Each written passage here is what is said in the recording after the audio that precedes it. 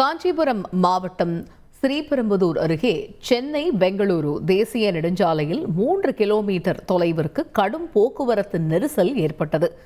இது பற்றிய விவரங்களை எமது செய்தியாளர் பத்மநாபனிடம் கேட்போம். பத்மநாபன், 3 கிலோமீட்டர் தொலைவிற்கு போக்குவரத்து நெரிசல் ஏற்படுவதற்கான காரணம் என்ன? தற்பொழுது அங்கு நிலவக்கூடிய சூழல் என்ன? விவரிங்க. சென்னை பெங்களூர் தேசிய நெடுஞ்சாலை 6 வழி சாலையாக விரிவாக்கம் செய்யும் பணி கடந்த 5 ஆண்டுகளுக்கு மேலாக நடைபெற்று வருகிறது. இந்த நிலையில் ஸ்ரீபெரும்புதூர் அருகே மாம்பாக்கம் பகுதியில் மேம்பாலம் கட்டும் பகுதியின் அருகே சாலை அமைக்கப்பட்டு அதன் வழியாக வாகனங்கள் செல்கின்றன. தற்போது அந்த சாலையானது பராமரிப்பு இல்லாமல் குண்டும் குழியுமாக காணப்படுவதால் சென்னையை நோக்கி செல்லும் வாகனங்களும் பெங்களூரு நோக்கி செல்லும் வாகனங்களும் அந்த குறிப்பிட்ட இடத்தில் வரும் பொழுது ஊர்ந்து நகர்ந்து செல்கிறது. இதனால் சென்னை பெங்களூர் தேசிய சாலையில் இருபுறமும் 3 கிலோமீட்டர் தூரத்திற்கு மேலாக வாகனங்கள் அணிவகுத்து நின்று அந்த இடத்தை கடந்து செல்கின்றன.